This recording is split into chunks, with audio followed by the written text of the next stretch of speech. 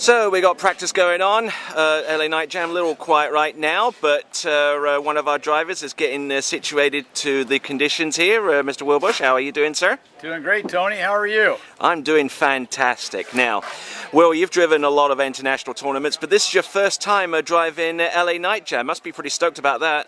It's awesome. I mean, you come to an event like this, we got almost 50 jumpers at this event. It's going to be an awesome night.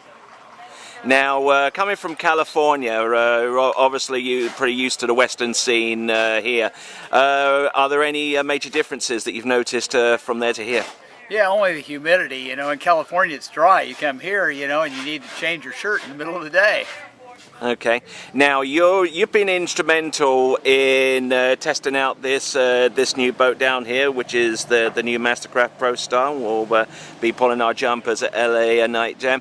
What can our jumpers expect? It's probably the best jump boat that I've ever been in. I mean, truthfully. And you know, the fact is, people always say, "Well, yeah, fine, you worked on it for the last 2 years."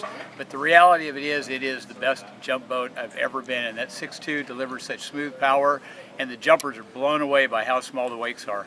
That's been the key word, the word that's been dropped by a lot of our jumpers, smooth power, because from what I've heard with previous incarnations of the boat, you get a big old jolt in the beginning, and it's hard to control into the jump. But smooth is in. Smooth is in terms of power and the wakes.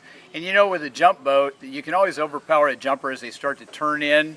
You know, initially, what you want is a nice, smooth building of power that the jumper can control. As they cross the wakes and into the base, you want that boat to pull them all the way through and off the top of the ramp. And this boat delivers.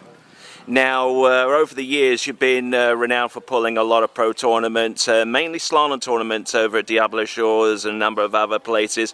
What are the challenges between driving slalom and driving jump that are unique to both?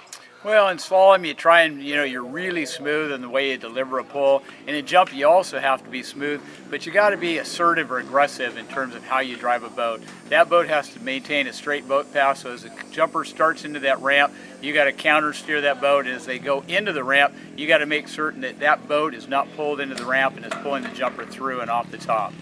So in slalom, you've got to be Jekyll, and in jump, you've got to be Hyde.